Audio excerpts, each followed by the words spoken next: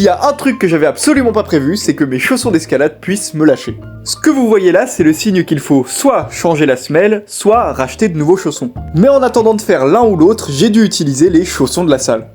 Les chaussons de location, ce sont des chaussons qui ont souvent mauvaise réputation auprès des grimpeurs, notamment parce que pour la plupart, ce sont des chaussons premier prix. Mais je me suis dit que ça valait le coup de vérifier et de me faire mon propre avis. Je suis donc allé tester ces chaussons sur une bleue avec des petites prises de pied, une bleue en dévers, et même une violette avec un volume. Et pour être entièrement honnête avec vous, je dois vous dire que la première impression était plutôt rassurante. La semelle des chaussons est en fait assez fine, ce qui fait qu'on sent bien les prises même à travers les chaussons. Et ce constat vient renforcer ce que je vous avais dit dans ma dernière vidéo, à savoir que pour ce bloc, il suffit d'un peu de confiance et d'une bonne pointe pour que ça rentre. Pour ce qui est de la bleue en dévers, ce que je voulais principalement tester, c'était l'adhérence qu'avaient les chaussons par rapport aux prises, parce que si les chaussons adhèrent mal aux prises, on se retrouve assez rapidement les pieds dans le vide.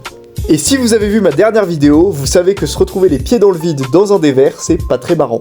Mais ces chaussons ont encore une fois réussi à me surprendre avec une très bonne adhérence. Mais pour l'instant on a testé que du bleu et je pense qu'on peut faire encore mieux que ça. Et faire mieux que ça, c'est faire cette violette dans laquelle on doit marcher sur un volume légèrement incliné. Pour être entièrement honnête avec vous, le ressenti était clairement moins bon qu'avec mes chaussons habituels, mais ça fait carrément l'affaire. Alors personnellement, je me vois pas grimper avec ces chaussons au quotidien, mais pour 2 € en location le temps d'une séance, ça fait franchement l'affaire.